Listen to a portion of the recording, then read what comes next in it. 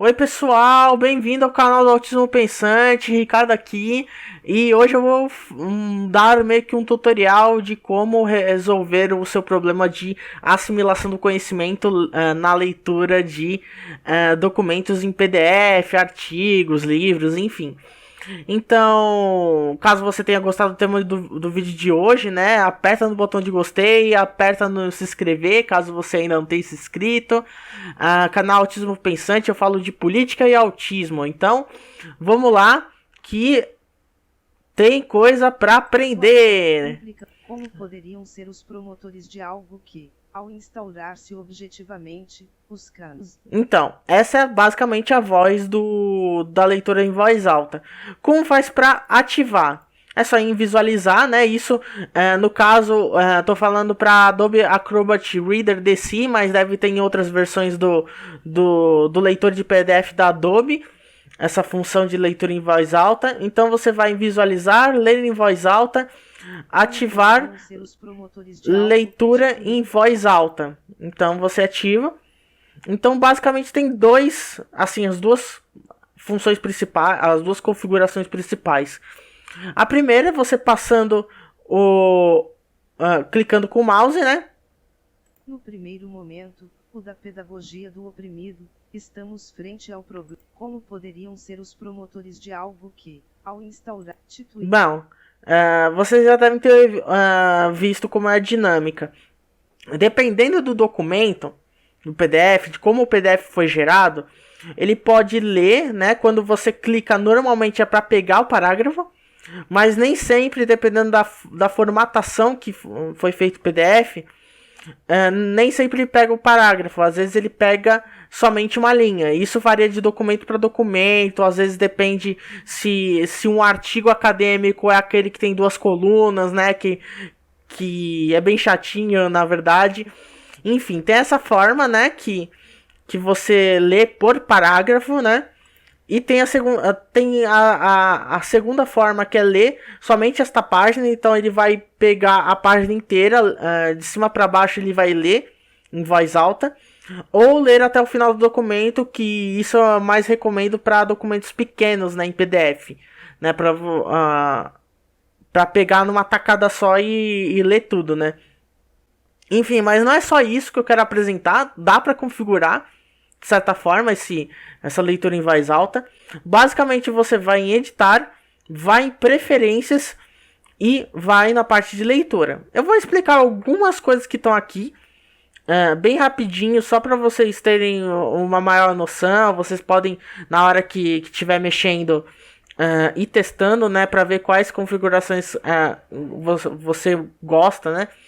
Enfim, a ordem de leitura tem basicamente três. A primeira é inferir ordem de leitura a partir do documento, que é o recomendado, né? Ou seja, o próprio documento, ele vai ver a partir do próprio documento qual é a ordem de leitura, né? Isso inclui até aqueles documentos que eu acabei de falar, aqueles artigos que tem duas colunas, né? Então ele vai ler em leitura de Z, né, da esquerda para a direita, de cima para baixo, e depois vai passar para outra coluna, e assim vai indo, né. O segundo é ordem de leitura de esquerda para direita e de cima para baixo, que é basicamente o que eu falei, só que é mais personalizado. Nem sempre ele vai seguir essa ordem, no caso que eu falei, dos documentos que tem mais de uma coluna, né, na página. E o terceiro é usar a ordem de leitura no fluxo de dados brutos da impressão, que é o que eu falei que o próprio documento vai selecionar, né? Aqui o número de mínimo de páginas para ser em um documento extenso. Basicamente, você vai especificar a partir de quantas páginas o documento vai ser classificado pela leitura em voz alta como um documento extenso. No caso, tá 50, então a partir de 50 vai ser considerado um documento extenso. E tem algumas opções, né? Em documentos extensos, ler somente as páginas visíveis no documento, que é somente as páginas, no caso de documentos acima de 50 páginas, como deixei aqui, somente as páginas que eu estou visualizando na tela. O segundo é ler todo o documento, então ele não vai fazer distinção. E o terceiro, ler somente as páginas visíveis no momento, que aí ele não vai levar em conta se é um documento extenso ou não, né?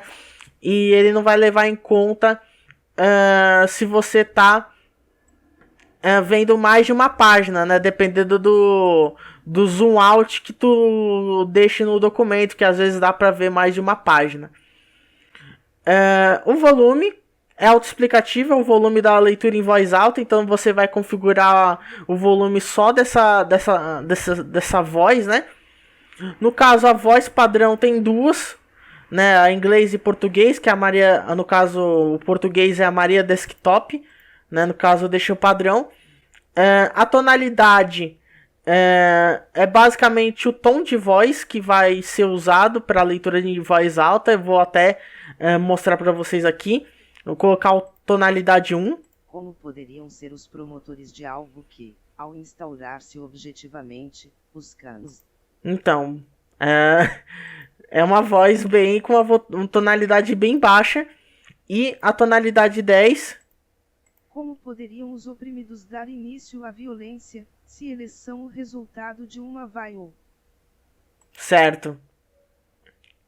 No caso, eu vou deixar de novo na tonalidade 6. Aqui, palavras por minuto é a quantidade de palavras que ele vai ler por minuto, obviamente, só para vocês verem a diferença de 100 e 200, né? Aqui 100. Como poderiam ser os promotores de algo que, ao instaurar-se objetivamente, os canos? Viu? É uma leitura bem mais lenta. No caso, agora eu vou deixar em 200 e vocês vão ver bastante diferença na velocidade da voz. Como poderiam os oprimidos dar início à violência, se eles são o resultado de uma vai-ou? Viu a diferença, pessoal? Então, eu vou deixar 170 de novo, porque é a que eu tô mais acostumado para ler alguns textos, né? E basicamente é isso, pessoal. Esse tipo de leitura, ele serve muito para autistas, né? Pessoal do déficit de atenção, enfim, que tem dificuldade de ler, né? Só ler o texto e assimilar o conhecimento que tá sendo proporcionado por aquele texto, normalmente um texto acadêmico, um texto mais teórico de um livro, por exemplo. E a questão da sensorialidade ajuda, porque você pode às vezes estar escutando e você pode aprender melhor escutando do que lendo, né? Às vezes tem gente que aprende melhor assim, ou mesmo você ler enquanto escuta, que é o meu caso, né? Eu às vezes costumo ler enquanto eu escuto, né? Então eu espero que esse tipo de informação seja útil para você. Espero que você se inscreva no canal, caso você ainda não tenha inscrito. Comente aqui embaixo o que você acha dessa ferramenta do Adobe Acrobat Reader, se você já usa essa função, né? E o que você acha dessa função, né? Se você vai passar a usar para facilitar a sua assimilação de conhecimento. Então é isso, nos vemos na próxima. Até a próxima. Tchau!